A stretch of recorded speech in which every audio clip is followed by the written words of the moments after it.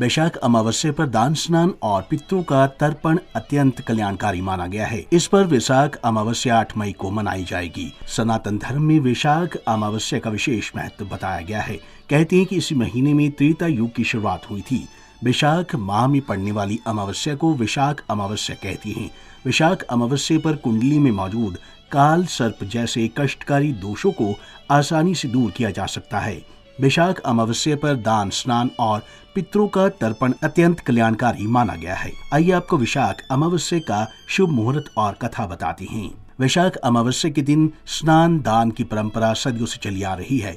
इस दिन पितरों की आत्मा की शांति के लिए तर्पण और कर्मकांड करने से बहुत पुण्य मिलता है। आप चाहें तो वैशाख अमावस्या के दिन बहते हुए जल में तिल का प्रवाह कर सकते हैं। इससे जीवन में सुख समृद्धि और सकारात्मकता का संचार होता है। वैशाख अमावस्या के दिन सूर्य देव को अर्घ्य देना बेहद शुभ होता है। स्नान और पूजन के बाद अपने सामर्थ्य के अनुसार दान करना भी बेहद फलदायी माना गया है। वैशाख अमावस्या पर कुछ सरल उपाय से कुंडली के काल सर्प दोष को भी दूर किया जा सकता है।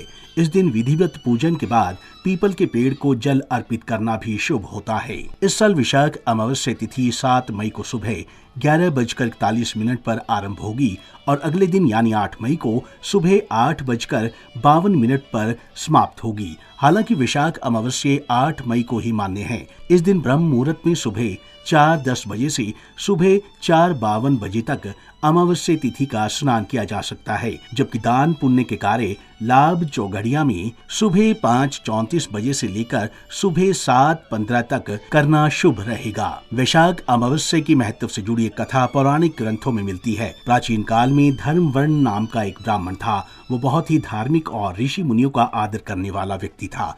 एक बार उन्होंने किसी महात्मा के मुख से सुना कि कलयुग में भगवान विष्णु के नाम पर स्मरण से ज्यादा पुण्य किसी भी कार्य में नहीं है। धर्मवर्ण ने इस बात को आत्मसात कर लिया और सांसारिक जीवन छोड़कर संन्यास लेकर भ्रमण करने लगा। एक दिन घूमते हुए वह पितृलोक पहुंचा। वहां धर्मवर्ण के पितृ बहुत कष्ट में थे। पितरों ने उसे बताया कि उनकी ऐसी हालत तुम्हारे संन्यास के कारण हुई है, क्योंकि अब उनके लिए पिंडदान करने वाला कोई शेष नहीं है। यदि तुम वापस जाकर गृहस्थी जीवन की शुरुआत करो, संतान उत्पन्न करो, तो हमें राहत मिल सकती है। साथ ही वैशाख अमावस्या के दिन विधि विधान से पिंडदान करो। धर्मवर्ण ने उन्हें वचन दिया कि वह उनकी अपेक्षाओं को अवश्य पूर्ण करेगा। इसके बाद धर्मवर्ण ने सन्यासी जीवन छोड़कर पुनः सांसारिक जीवन को अपनाया और वैशाख अमावस्या पर विधि विधान से पिंडदान कर अपने पितरों को खुश किया।